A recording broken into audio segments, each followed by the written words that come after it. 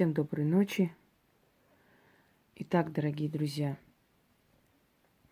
я давно хотела показать этот ритуал, но подготавливала своего зрителя, потому что есть ритуалы, которые нельзя сразу давать народу. Нужно подготовить почву, нужно для начала различные работы, чтобы люди поняли, что к чему, как призываются определенные силы и прочее, а потом уже постепенно давать ритуалы, которые созданы на основе более древних текстов, более усложненные и так далее. Обращение к горе Арарат может звучить необычно. Я хочу вам сказать, что в ритуальной магии Востока и Запада слово Арарат, вообще гора Арарат, очень часто фигурирует. Например, есть такие выражения: уйдите туда, за 7 гор, за черными горами, где есть гора Арарат. Под горой Арарат есть пещера, ущелье черное, там томится черный див. Идите к нему, останьтесь там, забудьте обратные пути дороги и так далее. Кроме того, гора Арарат используется как показатель силы, славы, могущества, вечности, непоколебимости и так далее. Поэтому тот человек, который знает свою работу, который много лет изучает, создает, он много чего интересного может найти, зарыть. Он, знаете, он как шахтер роет и находит все время бриллианты. Этот бриллиант я нашла где-то лет 11 назад, когда в архивных текстах мне попалось на ассирийском языке, но написано латинскими буквами, такой маленький текст.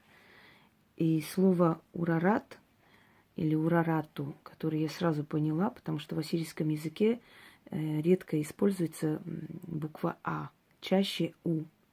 Урмия, например, озеро Армия, Урминия, Урарату, вместо «а». Вот Борис Петровский, когда со своей супругой Рипсиме Джампуладян, они нашли следы более древней Армении, армянского Нагорья, и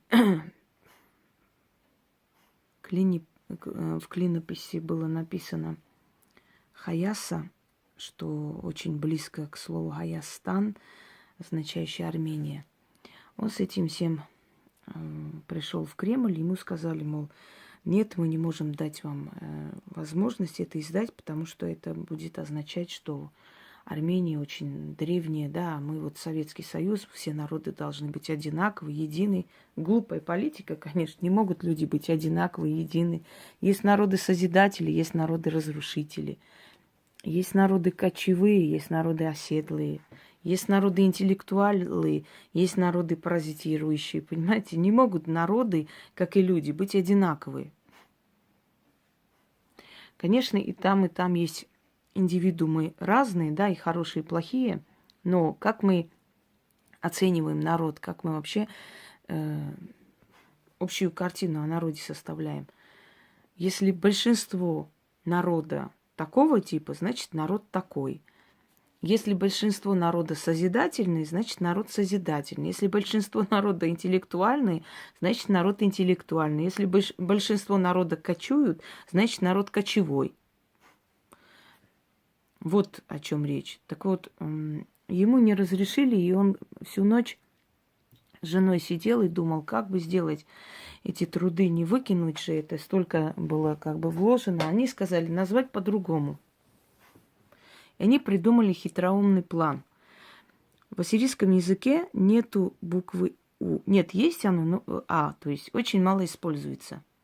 Ассирийцы называли Армению страну Урарату, страна Арарата. И они нашли выход. они сказали, что эта страна была, вот в этих раскопках нашли страну Урарту. И пришли с этим, получили одобрение. И, собственно, в наших учебниках по древней истории, знаете, да, Урарту, страна на месте современной Армении. Вот нашли огромные карасы, то есть эти винные кувшины. Вот статуи бога Тейшибы. Значит, вот Ереван. У каждого города есть личный паспорт. Ереван старше Рима на 30 лет.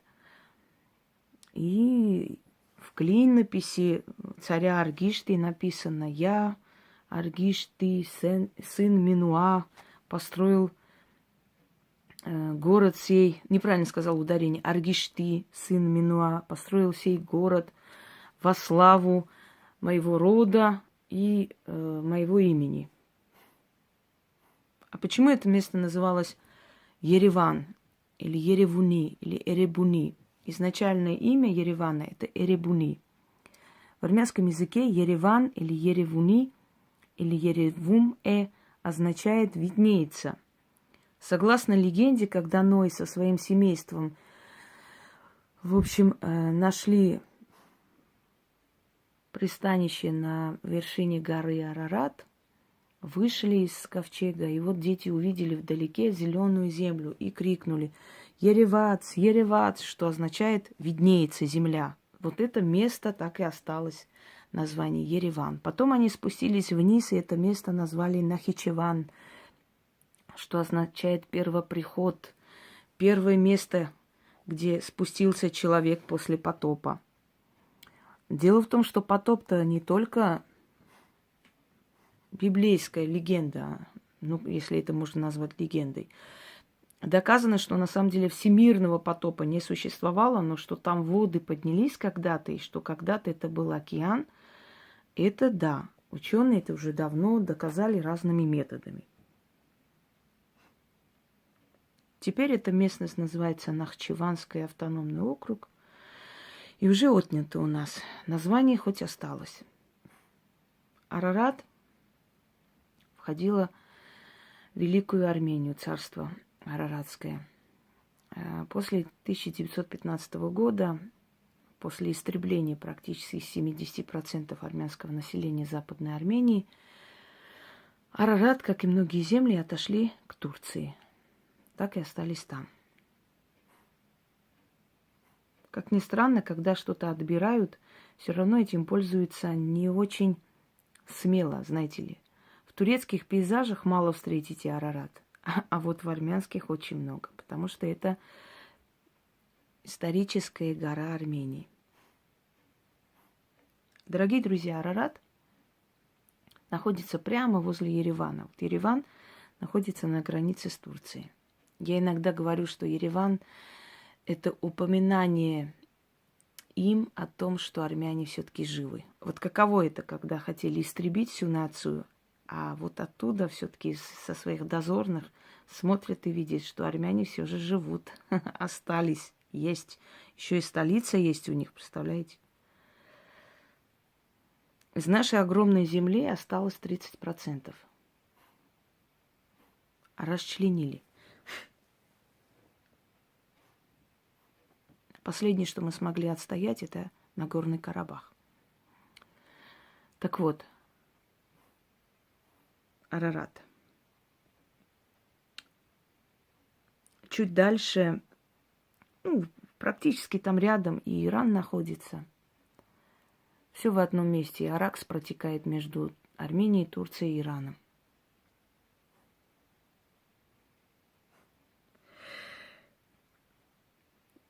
Говорят, что вообще это Нагорье называется Армянское Нагорье, а по-другому пар, что в переводе означает танец. Существует легенда. Однажды вышла богиня Анаит и посмотрела из своего дворца вниз и увидела, что армяне празднуют свадьбу. Свадьбу своего царевича. Могущественные мужчины со всего Кавказа, все князья, вельможи всех национальностей, всех регионов и из юга до запада собрались воедино, красовались, горцевали, танцевали такой красивый танец, что Анаит засмотрелась и не заметила, как подошел к ней Бог и Отец всех богов, и создатель всех арийских наций Арамаст. И увидел, как Анаит плачет.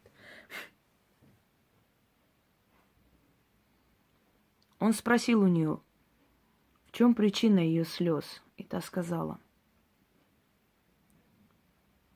«О великий царь среди богов, я смотрю на этих мужчин, они так прекрасны, они так танцуют, я никогда не видела такой красивый танец. Я смотрю на них и понимаю, что они смертные, и однажды их не станет. И как мне жаль, что поколение не увидит их, не увидит, какие были красивые мужчины, какие они были могущественны, как плечистые, как они достойно и храбро танцевали». И мне вдруг стало очень грустно, поняв это. Арамаст посмотрел вниз, полюбовался танцем и сказал: «Ну пусть будет по-твоему. Я сделаю так, что все поколения, которые придут после них, увидят этих исполинов и их великий танец». И мгновенно все эти вельможи, все эти храбрецы окаменели в своем великом танце. А их могущественный царь окаменел на своем троне. И вот так появился Арарат, рядом царевич, его сын, и армянское Нагорье Пар. Танец. И считается, что эти горы – обиталище древних духов. Как злых, так и добрых, могущественных, могучих. И многие колдуны, многие жрецы, чародеи древних времен взывали к силе Арарата, к его духу. И неважно, где они находились. Даже в баскском эпосе есть такой момент, кстати, баски ушли из страны Арарата. Их язык практически армянский, их можно понять, о чем они говорят. Их главная дорога называется Армения. Базук или баск означает кулак. Так вот, у них есть такая легенда, говорящая о том, что во все трудные дни своего существования, во все тяжкие минуты своей истории их жрецы, их друиды обращались к силе могучей горы Арарат и получали оттуда помощь. Арарат, Аратту, Арарату, Урарту – это все относится к этой горе. Найдя этот текст, именно как бы в ассирийской истории, я попросила женщину, она ассирийка, Рима, я попросила ее перевести. Она перевела просто друг за другом, скажем так, вереница слов. И мне нужно было их собрать воедино и создать это. Воссоздать будет правильнее. Этот текст, скажем так, где-то 2500 лет до нашей эры, настолько древний, не более древний. Почему? Объясню. Потому что более древний текст, там не было бы названий тех стран, которые здесь есть. Инд, Китай и прочее. Про Инд и Китай ассирийцы, как и жители Междуречия, узнали не так давно, можно сказать, 2000 с чем-то лет назад. Если бы этот текст был, например, 4000 лет назад, да, то там этих стран бы не было. Но кто его знает, может быть, это тоже было создано на основе более древнего текста, просто добавлены страны, которые потом открыли. Точно так же, как, например, «Русская правда» Ярославичей была основана на более древних источниках. «Повесть временных лет» была основана на более древних источниках.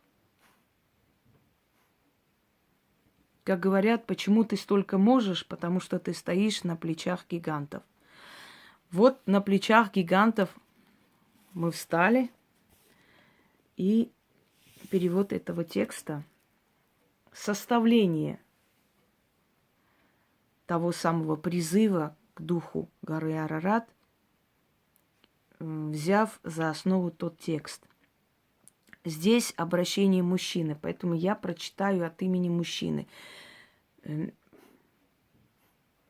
Женщинам можно читать как бы от своего имени, естественно. Звучание немножко будет, может, другое, но я прочитаю в оригинальном виде, поскольку это все-таки призыв был мужчины. Дорогие друзья,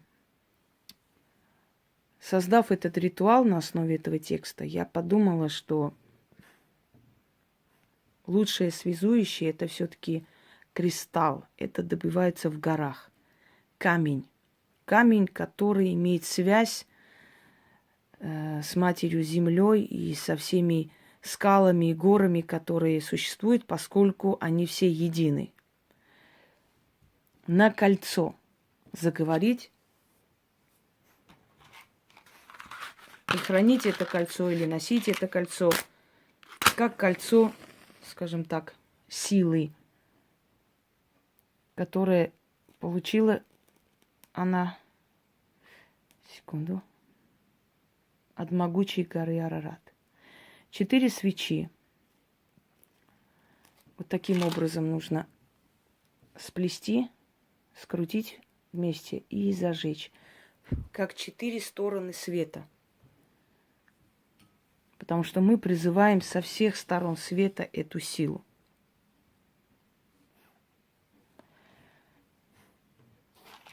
Этот ритуал вам поможет в трудную минуту взять вверх над ситуацией.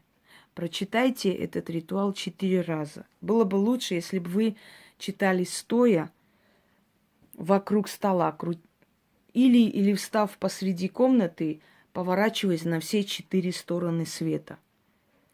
Я просто буду читать сейчас вот сидя, потому что я все-таки вам это передаю, мне неудобно. А вам лучше сделать так. А после взять кольцо, надеть на палец. Это кристалл, это такой сиреневый аметист. Вот.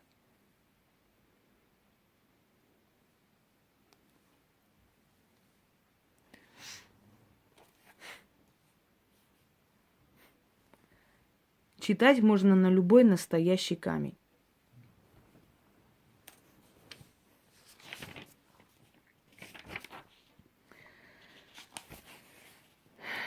Итак, начнем. О ты, гора за сверкающими горами. Сейчас, извиняюсь, секунду. В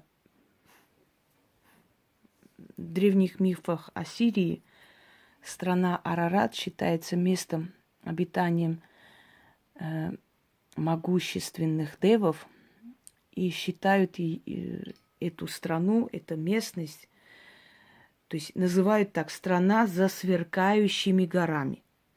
То есть место силы, место особой энергии, особого предназначения. Все-таки, если вспомнить, да, человечество пошло оттуда.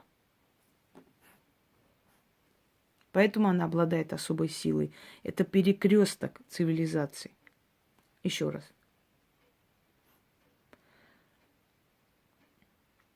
О ты, гора за сверкающими горами. О царь среди всех царей, о имеющий власть, отец и покровитель Нагорья, населенный духами и дивами. Твоя сила властвует от Шама до Ассура, от Армении до Вавилона, от Египта до Ливии, от Чина до Инда, от страны северной до страны восточной. Услышь меня, грозный правитель гор. Недра твои богаты каменьями, вершины обвенчаны грозой.